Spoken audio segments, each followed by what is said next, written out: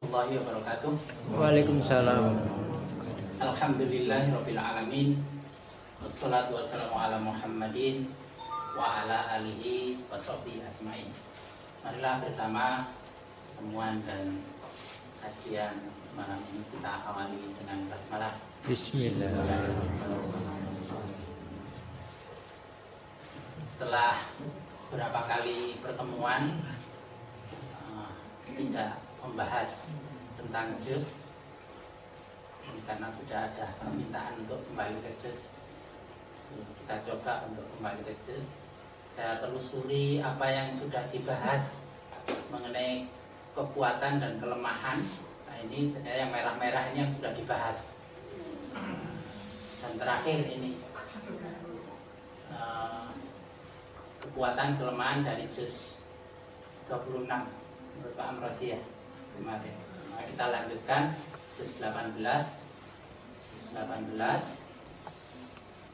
Nah, ini didasarkan pada hitungan pada halaman ke-7 sampai ke-13 dari juz tertentu. Halaman 7 sampai 13 pada juz 18 itu ditemukan 65 ayat yang kalau dirujukkan pada surah berarti surah At-Tolak. Namun sebelum itu dari teman-teman yang mau, gimana kabarnya Pak Prapto? Alhamdulillah Pak, sore tadi saya ke sana Ya. agak baikan. Nah, Jadi bentukan di gendong lagi. oh gitu. Ya. Sudah yang tulangnya yang putus ada tanda-tanda kembali? Insya Allah belum Pak, karena sudah ada rasa istilahnya. Ya. Ya, kemarin salah satu saudara kita mengalami kecelakaan di Lawang. Padahal dia selalu hadir dan punya tanggung jawab khusus datang dari Mojokerto karena merasa punya tanggungan apa? Bawa gorengan. Tanggungannya selalu bawa gorengan. Sudah diingatkan kemarin itu mungkin tidak perlu karena banyak kue yang apa itu dari Moro itu bisa dimanfaatkan untuk sajian pengajian, tapi Pak Prapto tetap datang dan tetap membawa karena satu hal akhirnya mengalami kecelakaan untuk menghindari anak atau orang yang nyebrang atau apa gitu. Sudah dirawat dan kemarin juga beberapa teman mengunjungi ke sana, ada patah yang mungkin tulang selangka. Mudah-mudahan segera membaik. Kita doakan.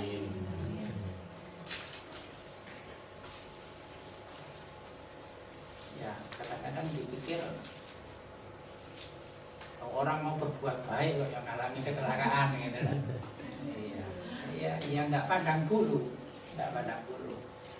Nah, kalau dipikir yang namanya musibah itu dari kata sowaba. Musibah itu dari kata sowaba.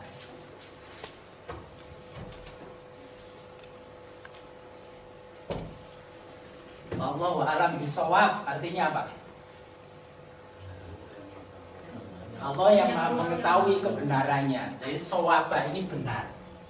Sowaba ini artinya benar.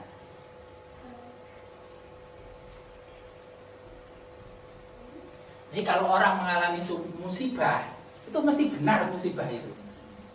Jadi musibah itu tidak pernah salah alamat, salah orang, salah waktu, selalu benar.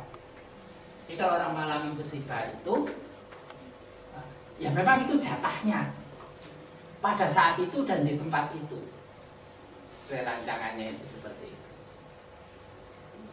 Nah, karena itu penyikapan itu ridho, tawakal itu di sini kita bisa melihat di mana letak pentingnya. Faida azamta fatawakal. Kalau sudah berketetapan hati, ya tawakal. Kalau ringkasan orang Jawa itu bertindak itu apa? Toto, titi, terus apa? Tatak, Terus apa meneh? Toto, titi, tetep, tatap, tutup. Mati kan. Jadi berbuat itu ya diperhitungkan, ditoto, nggak bisa kusuk. Tapi juga direcek, diteliti ulang. Setelah itu dimantapkan, tetap itu azam tak. Terus dilaksanakan dengan penuh keyakinan, tatak sampai tutup. Selesai, tuntas. Itu prinsipnya. Itu yang dikatakan dalam bahasa hadis, innallaha yuhibbu idza amalakumul amal ayyukinahu. Allah suka jika kamu berbuat itu dengan totalitas, dengan menyempurnakannya sampai tutup. Teliti dari awal dalam prosesnya, tawakal, tatak sampai tutup. Ya. Nah, ini kembali ke pada bahasan. Setelah agak lama kita meninggalkan bahasan juz, kita kembali lagi bahasan mengenai kekuatan dan kelemahan. Kalau juz itu setiap juz, kembali mengingatkan, juz itu mesti 16 halaman. 16 halaman. Setiap juz 16 halaman. Kecuali juz 1 dan juz 30. Karena ciri mushaf Utsmani itu adalah ada pola yang umum tetapi ada pengecualian. Salah satunya juga juz pola yang umum 16 halaman kecuali juz 1 dan juz 30. Juz 1 hanya 15 halaman. Karena kekurangan, maka kalau ada orang juz 1 dia sulit mandiri karena dia selalu merasa kekurangan dalam hidupnya. Kepercayaannya menjadi kurang karena ada bagian yang hilang dari dirinya. Sedangkan juz 30 itu 21 halaman. 21 halaman. Karena itu biasanya dia sangat percaya diri, merasa kaya, gampang terjebak pada tahu segala hal. Tahu segala hal, mampu mengurusi segala hal. 30. Mudah terjebak ke sana.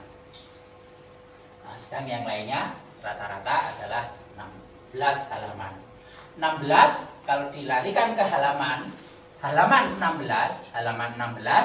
itu menunjuk pada inti dasar atau dasar jiwa. Inti dasar atau dasar jiwa. Kemudian masuk pada halaman 1 sampai halaman 6. Ini penonjolan sifat. Sejumlah sifat yang cenderung menguat itu ada pada halaman 1 dan halaman 6. Kalau 16 ini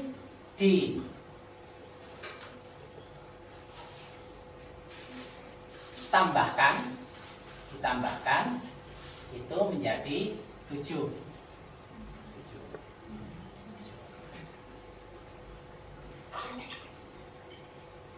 Kemudian kalau 7 ini ditambah 6 itu menjadi 13.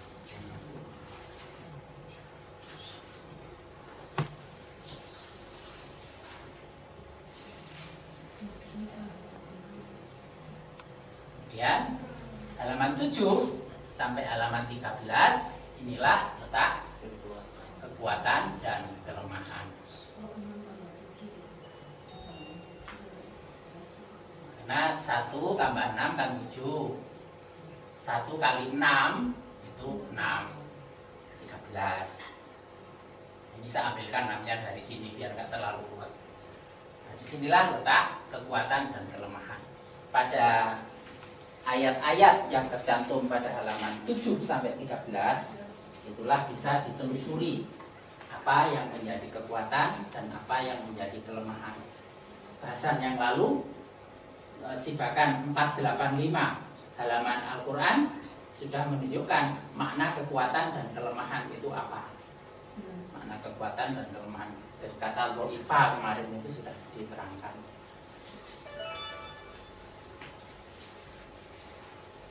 Ya yang nggak masuk ya nggak tahu penjelasannya, silakan tanya pada temannya. Dari sekolah kan gituan. Tidak dijelaskan lagi. Ya. Lalu mengapa pada juz 18 itu dikatakan kekuatan dan kelemahannya itu jatuh pada surah At-Tolak? Karena halaman 7 dimulai dari surah 23 ayat 113 sampai 118. Surah 23 itu jumlah seluruh ayatnya 118. Sedangkan juz 18 mulainya dari ayat 113 halaman 7-nya. Maka ini ada 6 ayat. 6 ayat.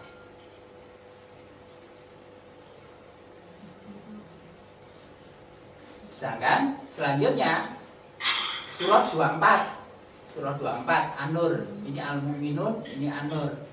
Mulai dari ayat 1 sampai 59. Jumlah seluruh surah An-Nur itu 64, tapi ini hanya sampai 59. Maka 6 tambah 59 sama dengan 65. Surah 65 adalah surah At-Tolak. Berarti talak, cerai, pisah. Kalau sudah talak itu dicerai, dipisah sudah tanpa ampun. Walaupun nanti masih ada ya, masih ada pengecualian. Tapi prinsip dasarnya kalau sudah talak itu ya sudah diputus, pisah, cerai tanpa ampun. Nah, karena itu menjadi kalau ini menjadi dominan sangat kuat pada diri pribadi 18, ya kalau sudah tidak mau ya sudah betul-betul tidak mau, tanpa ampun lagi. Gak gelem ya, gak gelem belas. Dia akan betul-betul menolak. Nah, karena itu di sini akan kelihatan keras kepalanya dengan tidak memberikan ampun dalam mengambil keputusan untuk tidak mau terhadap sesuatu. Ketibaan terhadap sesuatu itu ya nyangkut 5 hal, karena di sini ada 24 itu mem itu menunjukkan pelaku, subjek, objek, waktu, tempat, dan alat. Isim fa'il, maf'ul, isim makan, isim zaman, isim alat. 4 hal. Subjek, objek, fa'il, subjek, maf'ul, objek, isim makan, tempat, zaman, waktu, alat, peralatan. 5 hal. Tidak mau peralatan tertentu, benda-benda tertentu ya tidak mau sama sekali. Dia menghindari waktu tertentu ya nggak mau. Mengambil waktu tertentu yang sudah ditalak.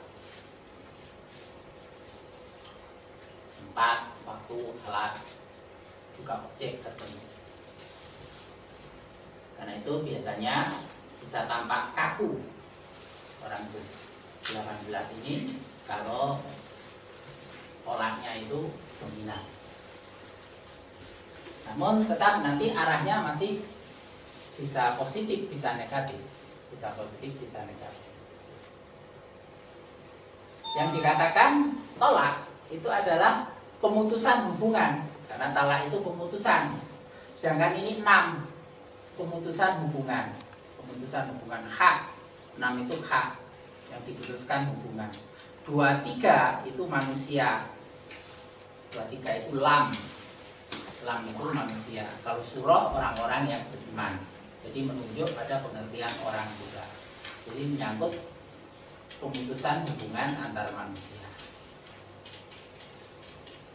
Yang diikuti dengan pengusiran.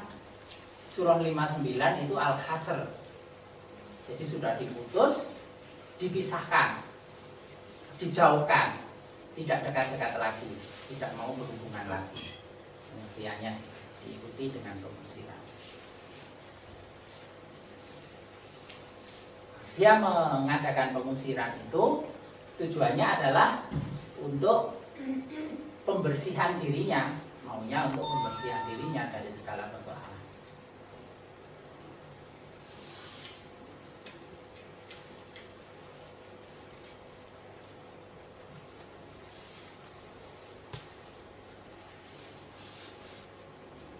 Tetapi kalau kita lihat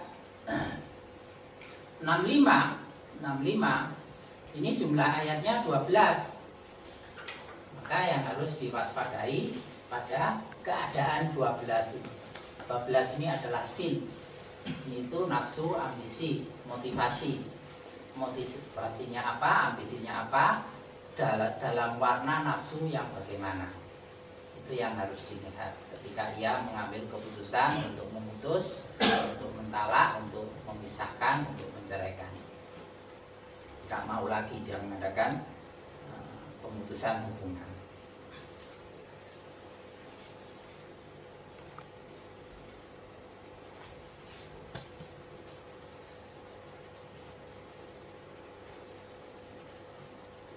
Kalau dia termasuk orang yang ahli tobat, maka 12-nya itu akan menjadi 12 yang bersih. 12 yang bersih itu 12 yang dirahmati. Karena nafsu itu cenderung mengajak pada keburukan, kecuali kalau sudah mendapat rahmat Allah. Surah 9 itu ayatnya 129. Jadi pertobatan itu dalam rangka pembersihan nafsu. Belum dikatakan tobat kalau orang itu nafsunya masih kotor. Tobat maka menjadi bersih.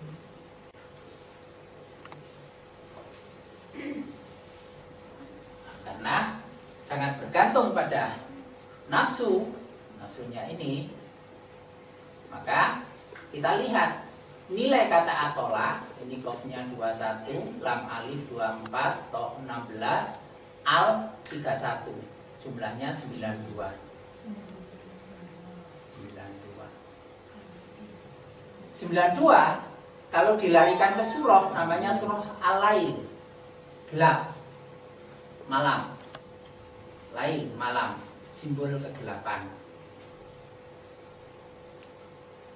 Dan gelapnya itu adalah gelapnya mata hati. 2 ini mata, 9 itu hati. Gelapnya mata hati.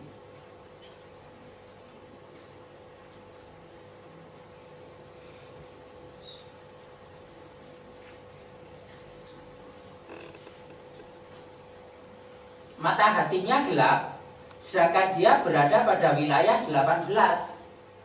9 kali 2 itu 18. Wah. Sudah gelap, berada pada tempat yang gelap. Banyak jalan yang tidak diketahui secara pasti, dan di dalamnya bisa jadi banyak persimpangan jalan. Banyak cabang-cabang jalan.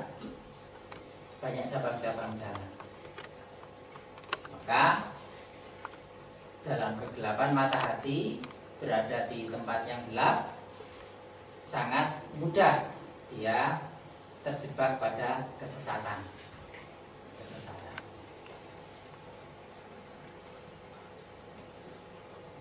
Karena itu langsung dipasangkan 92 itu adalah kata an-nur, artinya cahaya.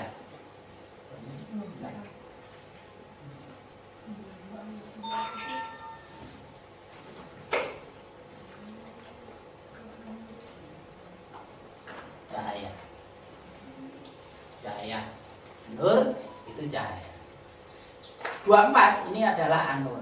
Karena itu sudah diisyaratkan. Kalau talak itu dasarnya adalah harus dalam koridor, dalam kerangka pencahayaan an-nur. Jadi dia tidak semena-mena di situ.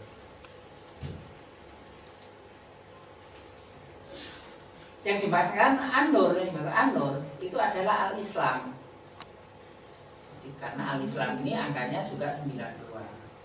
Jadi cahaya itu yang dimaksudkan adalah al-Islam. Dan itu Islam itu disimbolkan sebagai cahaya, cahaya Islam.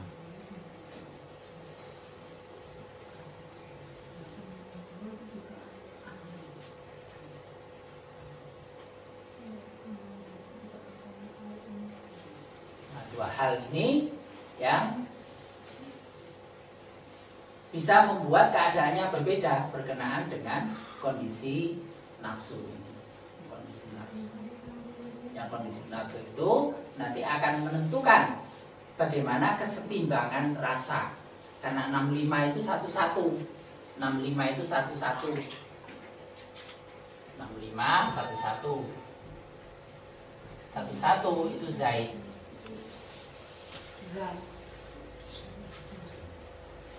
Jelas itu huruf zaid.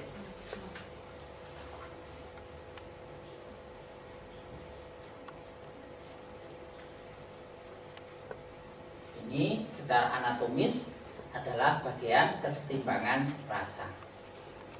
Jadi ketika dia mengambil keputusan untuk menolak, memutuskan, memisahkan, itu tujuannya itu untuk kesetimbangan rasanya. Berarti orang 18 itu mudah terganggu rasanya. Karena itu dia bisa gampang bingung, gampang gelisah, mudah cemas, gampang stres.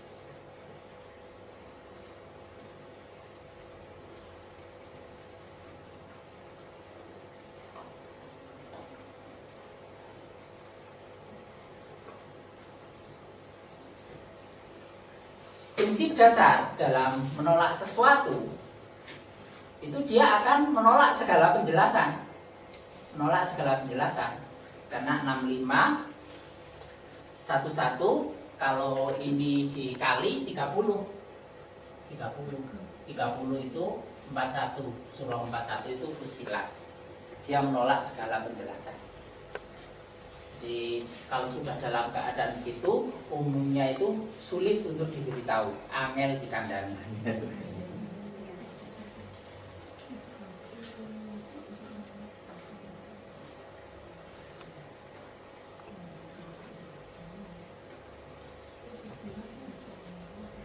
Tapi di satu sisi itu menunjukkan keteguhan prinsip dia. Dia teguh dengan prinsipnya, sangat kuat. Cuma prinsipnya benar atau enggak, nah itu yang jadi pertanyaan. Kalau pas positif ya itu bagus, tapi kalau pas negatif ya kerugian bagi dirinya. Tapi sungguh pun begitu, tetap dia bisa berpikir ulang untuk rujuk. Karena tolak itu bisa rujuk. Tolak itu bisa rujuk. Kecuali kalau sudah 3 kali. Jadi tetap ada peluang dia akan berpikir ulang.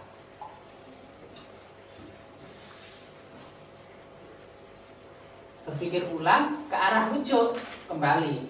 Jadi yang sudah diputus, kemudian hubungan buruk, itu bisa menjadi baik, bisa bertemu lagi, bisa sambung lagi. Kalau ia menerapkan 2 hal ini, yaitu mau memaafkan dan lebih banyak melihat keutamaan.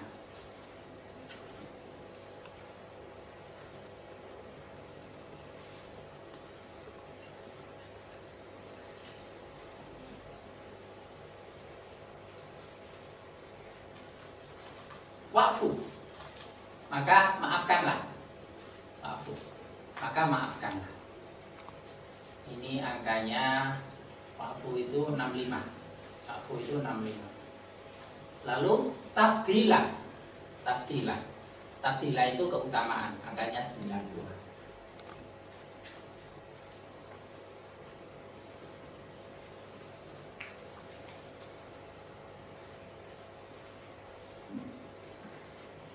Ini 2 hal yang pokok.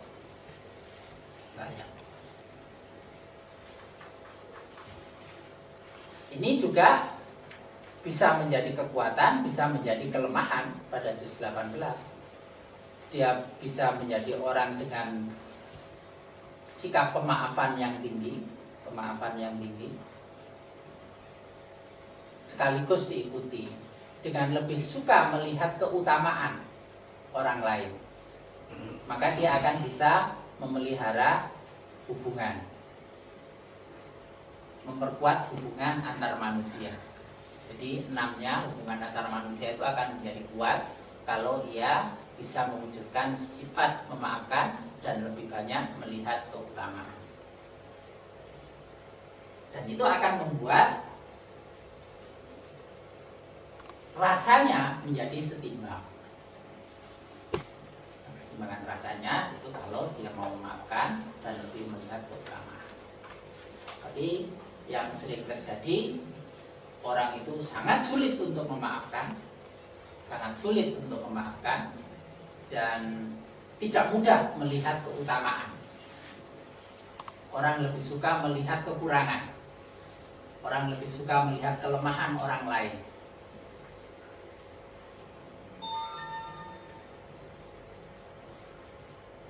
Padahal yang namanya ketenteraman hidup, kesetimbangan rasa, ketenangan, itu akan terwujud kalau kita itu melihat keutamaan orang lain.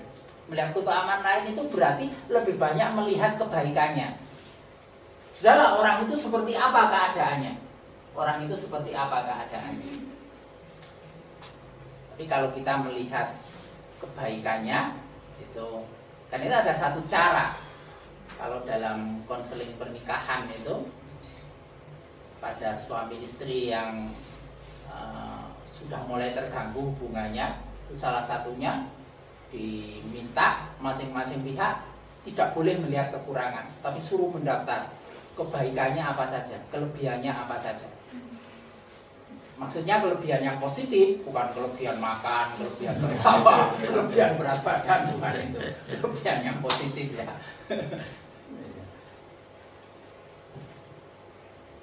Tidak boleh melihat kekurangannya. Tapi manusia itu sering tidak adil. Jadi kalau misalnya ini ada taplak meja, taplak meja itu kalau cacat sedikit itu orang lebih cenderung melihat cacatnya. Loh, kok gini? Karena itu kan ada yang muji itu, ada yang muji. Apa itu? 4 tambah 3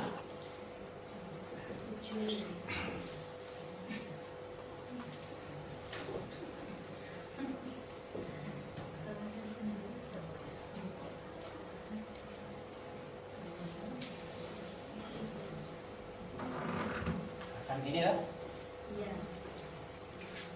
Jadi yang benar itu dibiarkan saja, begitu salah itu.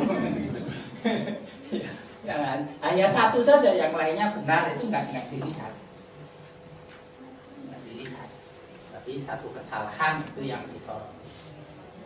Benda juga begitu. Kita melihat cacat yang sedikit, tapi melupakan bagian wilayah yang luas dari kebaikannya. Karena itu Al-Quran menolongkan, kalau kamu tidak suka pada satu hal, maka lihatlah kembali.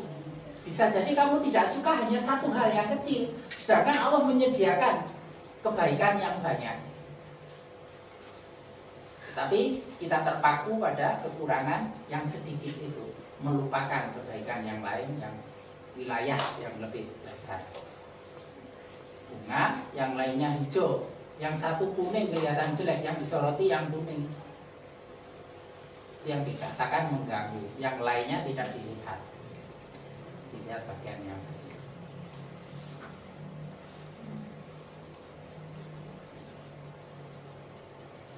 Untuk melihat keutamaan ini supaya lebih banyak melihat kebaikan. Lalu maafkan. Pemaafan itu membuat segala sesuatu jadi netral.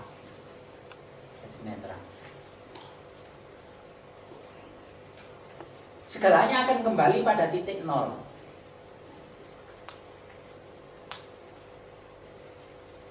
Kalau ada rasa dalam grafik itu akan seperti ini. Kecewa itu mungkin gini, dendam itu seperti ini, grafik itu seperti itu. Tapi begitu memaafkan itu bentuknya kembali netral.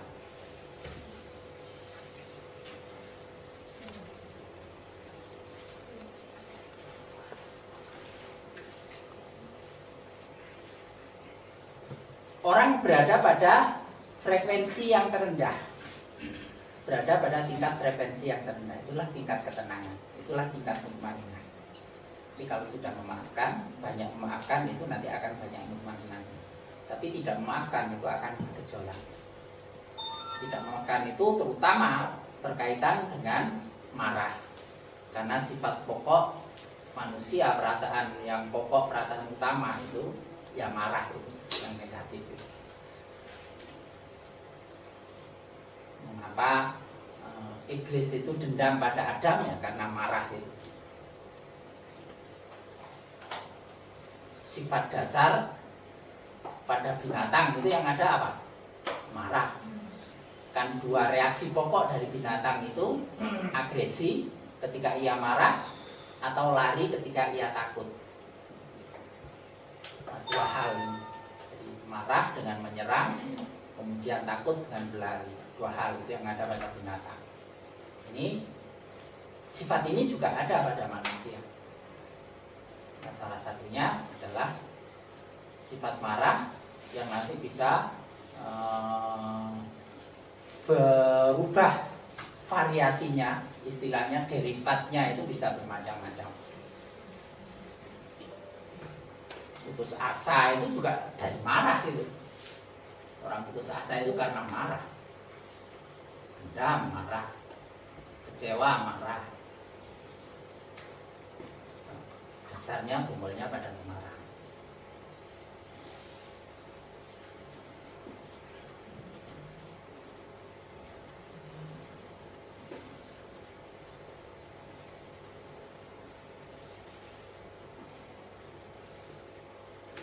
Nah, ini tadi yang saya katakan, kalau dia tetap dengan gelap mata hati, berada pada goa yang berliku-liku, ya dia tetap dalam kesesatan. Nah, termasuk kesesatan ini ialah sulit untuk melihat kebaikan orang, sesat dalam melihat kebaikan orang, lalu melihat yang terlihat itu hanya kejelekannya, sehingga dia sulit untuk memaafkan. Maka yang namanya rujuk itu sulit bisa diharapkan. Dia tetap bersikukuh untuk tetap mengambil jarak. Persoalannya ialah kalau keputusannya itu sesat di sini. Padahal untuk bebas dari kesesatan yang dibutuhkan surah 18 ini adalah ayatnya 110. 110 itu pertolongan Allah. An-Nasr.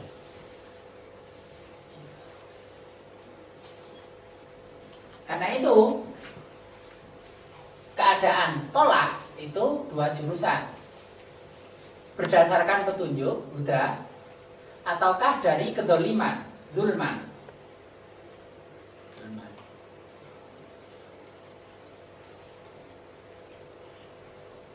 Kalau perilaku menolak, itu karena kedoliman, maka dia akan terjebak pada perilaku togo, melampaui batas, dan itu bisa juga terbit dari adanya sifat dengki.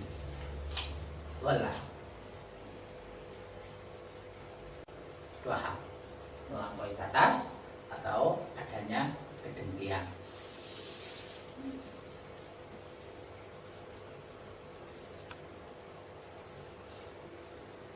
Kemarahan dan kesombongan. Kemarahan dan kesombongan. Pertama-tama itu ditampilkan oleh iblis.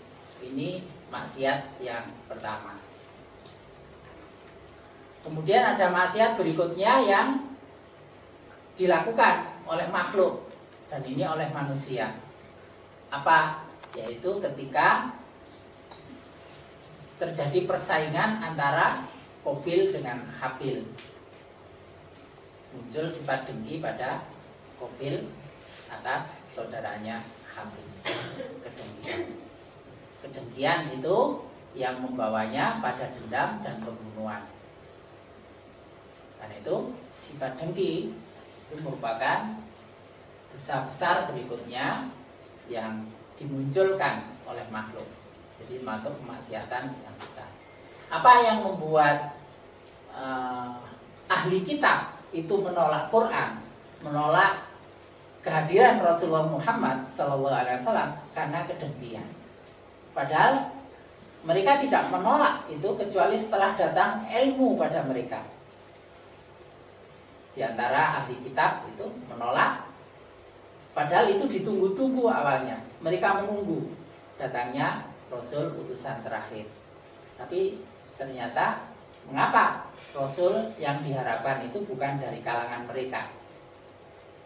Nah, itu memunculkan kedengkian. Sehingga meskipun tahu itu kebenaran, maka mereka menyembunyikan kebenaran. Itu akibat dari kedengkian.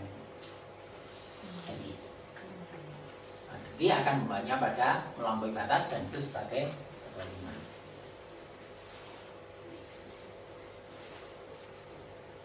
Tapi bisa talak itu yang benar, yang taslim. Yang taslim itu atas dasar petunjuk. Atas dasar petunjuk. Maka yang ditolak itu adalah segala sesuatu yang bersifat berhala. Jadi kalau dia prinsipnya kuat dan itu benar, maka dia menolak untuk memberhalakan sesuatu. Ini yang akan menjadi segi positif, menjadi kekuatan dari juz 18. Dia sangat kuat menanam prinsip, tidak mau memberhalakan apapun kalau dia berada dalam petunjuk.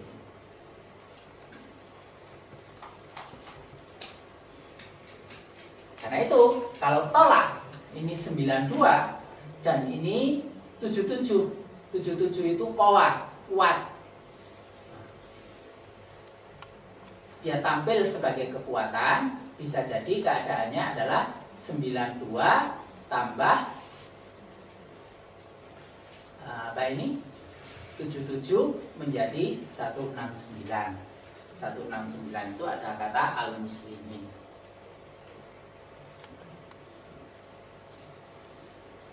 Kata al-muslimin.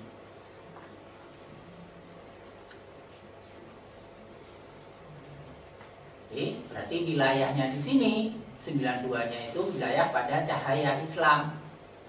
Dan di dalam 18 karena dia dalam cahaya, maka dia berilmu di sini.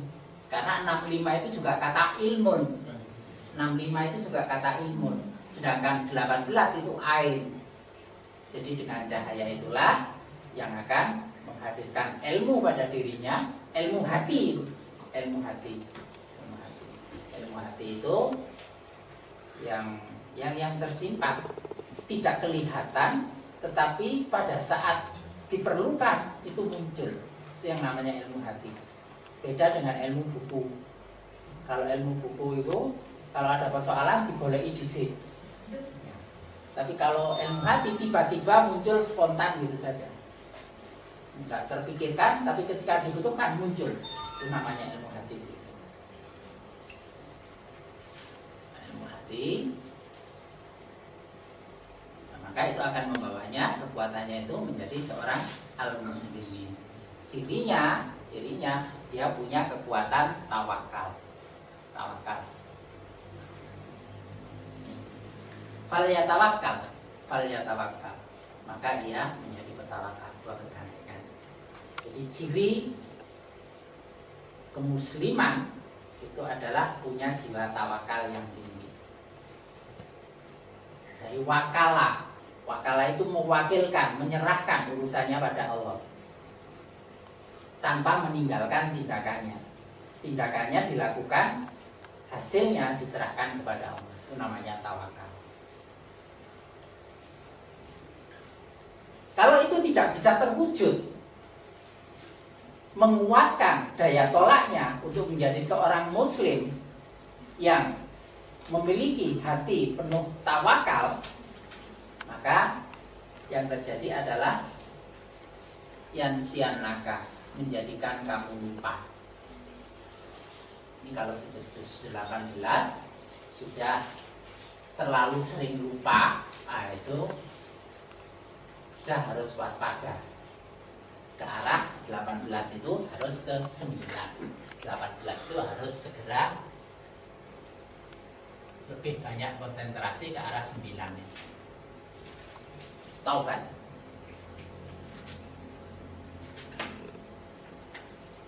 Oh, ada orang 19 sering saya tanyakan apa gampang lupa. Biasanya kok selama ini banyak yang jawab iya.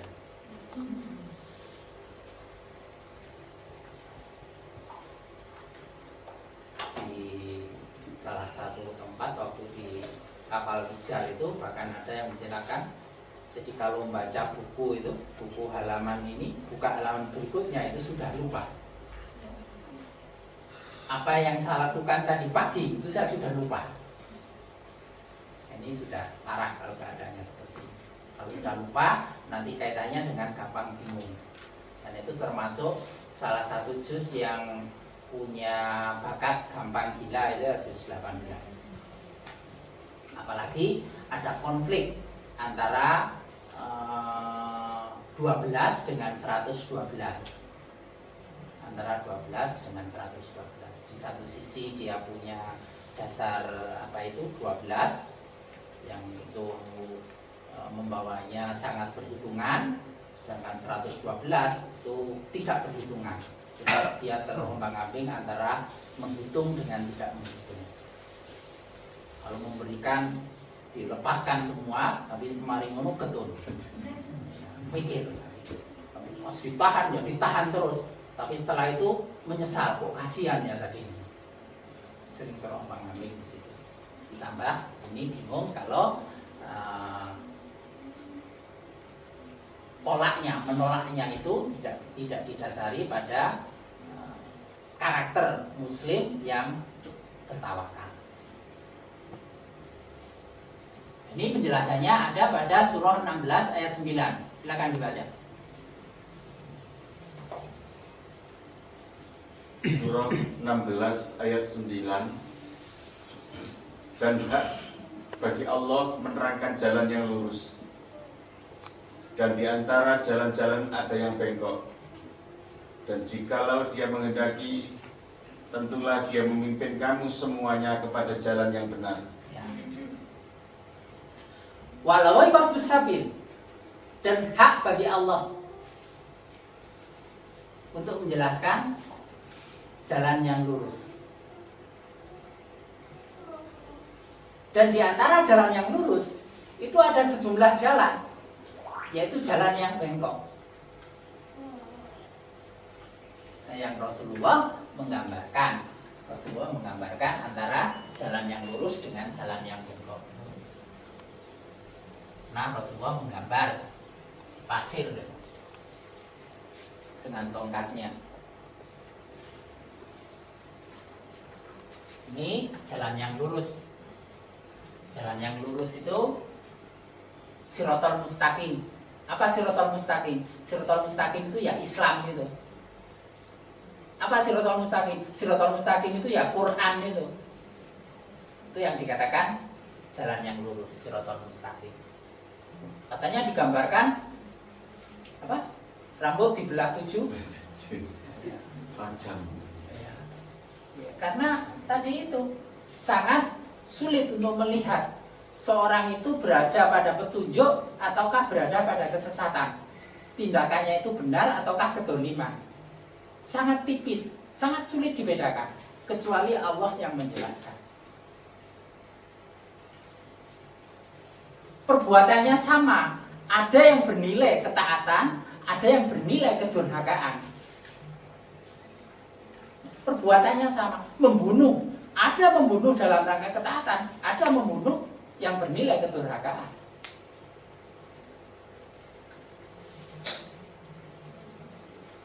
Loh, sholat saja ada yang bernilai maksiat kok. Sholat bernilai maksiat.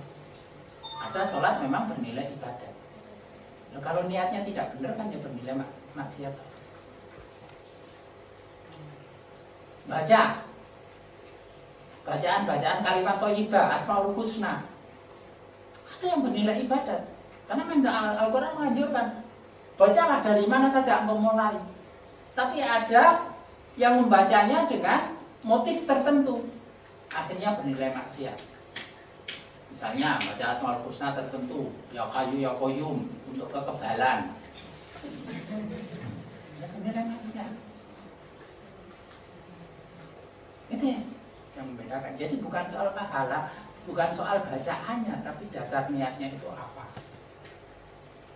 Karena itu ada orang yang menggunakan ayat-ayat Al-Quran ternyata untuk menyakiti orang, untuk santet, untuk doa macam-macam, untuk pelet. Padahal melet ya tinggal mengelurkan lidahnya oleh bacaan.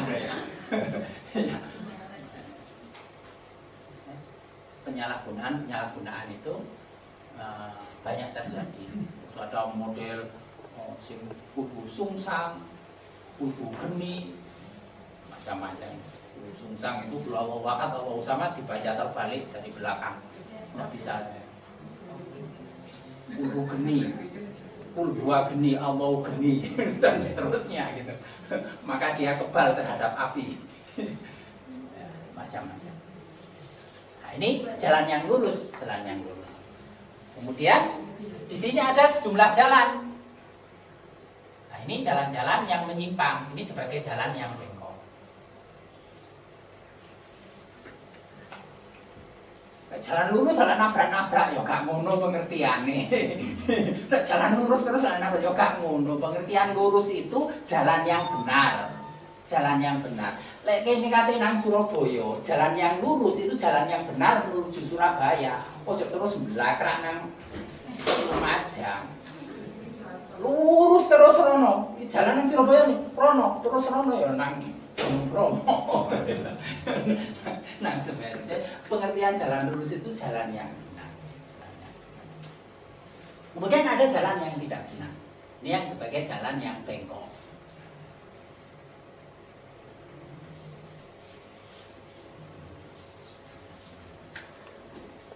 Rasulullah mengingatkan, setiap jalan yang bengkok ini ada pintu. Ada pintu yang tertutup tabir tipis. Tertutup tabir tipis.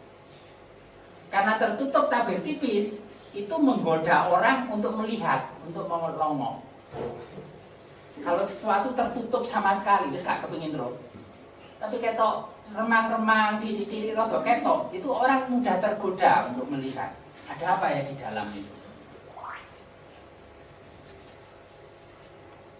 Ini sebagai ujiannya.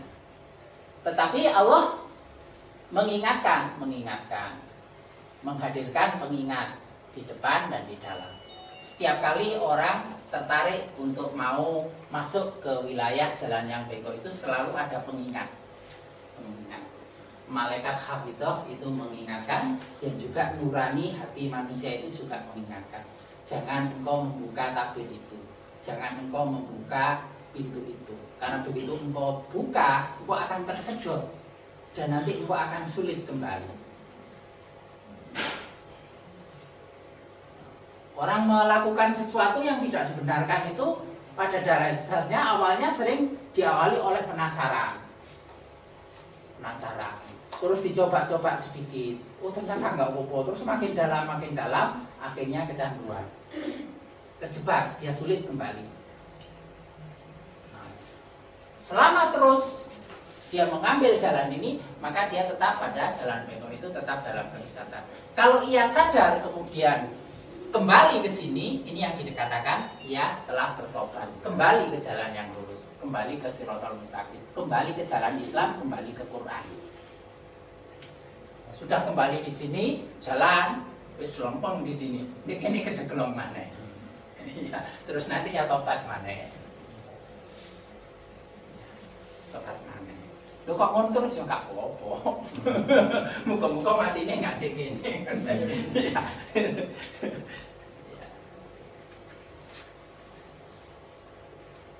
Padahal kalau Allah menghendaki bisa memimpin manusia semuanya itu tetap berada di sini untuk tidak bengkok-bengkok di sini. Nah, karena itu mereka yang sudah berada di sini ingatlah bahwa itu adalah karena dikehendaki oleh Allah. Keberadaan kita ketika kita sudah berada pada jalan yang lurus itu adalah sudah dikehendaki oleh Allah. Kalau ada, itu artinya dia atau kita itu menjadi orang-orang yang terpilih, sudah dipilih. Karena itu bahasan yang lalu, maka manusia tidak layak mengakui kebenaran tingkah lakunya, perbuatannya sebagai hasil dari kemampuannya, melainkan itu adalah karunia Allah semata. Kalau dikaitkan dengan bahasan terakhir malam Selasa yang lalu. Baik, inilah untuk kesempatan ini yang bisa kami sampaikan. Masih kita lanjutkan kajiannya pada insya Allah pada pertemuan yang akan datang. Ada pertanyaan? Ya. Tadi di awal itu Pak yang disampaikan mengenai musibah. Ya. Nah itu kan bisa terjadi menimpa pada siapapun. Ya. Terus ditinjau dari katanya terakhir dari kata sawab. Ya. Yang artinya benar.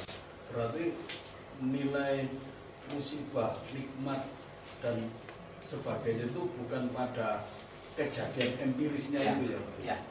Ya. Nah, tapi pada penyikapannya. Penyikapannya. Ya, penyikapannya. Nah, penyikapannya itulah yang akan menentukan. Jadi segala sesuatu itu bisa bernilai ibadat, bisa bernilai maksiat. Dapat nikmat yang besar, dapat nikmat yang besar. Nemu emas 1 kilo. Emas 1 kilo. Kaya kayak nemu emas 1 kilo. Terus masih sopo yang 1 kilo.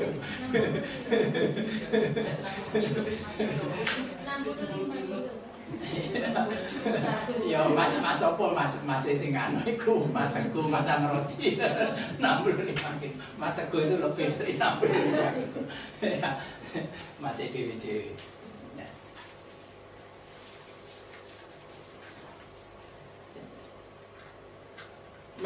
Menghasilkan satu karya yang besar.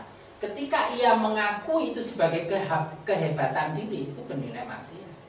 Kalau ia menilai itu sebagai pertolongan Allah, itu bernilai ibadah, kebaikan Allah. Itulah ia namanya mensyukuri. Mendapatkan keburukan. Dia marah terhadap keputusan Allah. Dia tidak terima, itu sebagai satu kemaksiatan. Ketika ia ridho menerima, ada tawakal di situ, maka ini bernilai ibadah. Dan itu yang dikatakan musibah. Kalau Al-Hikmah mengatakan, yang dikatakan musibah itu bukanlah musibahnya, melainkan kegagalan orang untuk mendapatkan pahala dari musibah itu. Kegagalan orang untuk mendapatkan pahala dari musibah. Misalnya saja kehilangan, sakit atau apapun yang dia katakan itu sebagai musibah yang buruk, fitnah yang buruk. Yang dibutuhkan itu kan sikap sabar di sini. Kalau dia bisa mewujudkan tawakal, sabar itu, maka dia memperoleh nikmat di situ. Justru kebaikannya di situ. Karena ada hadis yang dikatakan ada kalanya seseorang itu dikehendaki oleh Allah untuk mendapatkan derajat yang tinggi di sisi Allah, tapi dia tidak bisa mewujudkan dengan perbuatan syukurnya. Lalu Allah menimpakan sakit pada orang itu. Ketika ia ridho, sabar menerima musibah itu, maka Allah menyampaikan pada derajat yang disediakan. Ini kan artinya musibah itu tidak bernilai buruk. Ketika ia menyikapi baik, itu adalah keutamaan bagi dia. Tapi kalau ia protes, tidak ridho, marah-marah, yaitu dia semakin jatuh. Jadi bukan musibahnya benar, melainkan bagaimana penyikapannya. Bagaimana kita melihat itu, bagaimana kita memandang itu, bagaimana kita menyikapi. Karena itu dalam hadis riwayat Abu Dawud itu sudah jelas ad-dinu nisfain. Maka penempatan dua hal ini yang pokok, asyukur dan as-sabr, di antara syukur dan sabar. Intinya agama itu saja, dua hal itu saja. Bagaimana mewujudkan syukur, bagaimana menampilkan kesabaran. berada pada tempatnya masing-masing secara tepat. Tapi ulama juga tidak sepakat mana yang lebih utama antara syukur dan sabar. Mana yang lebih utama antara syukur dan sabar? Ada yang mengatakan karena syukur itu harus dalam segala hal, maka dia lebih utama kalau syukur. Tapi yang sabar itu pahalanya tanpa batas. Berarti sabar itu lebih utama daripada syukur. Karena syukur itu pahalanya terukur, sedangkan sabar itu pahalanya tanpa batas. Nah, ini tidak selesai. Ya sudah dilakoni keduanya itu aja, syukur dan sabar. Gak usah mana yang lebih baik. Karena dua hal itu bagian dari agama secara umum. Masih ada? Baik, kalau tidak ada kita akhiri kajian malam ini dengan hamdalah. Alhamdulillah. Assalamualaikum warahmatullahi wabarakatuh.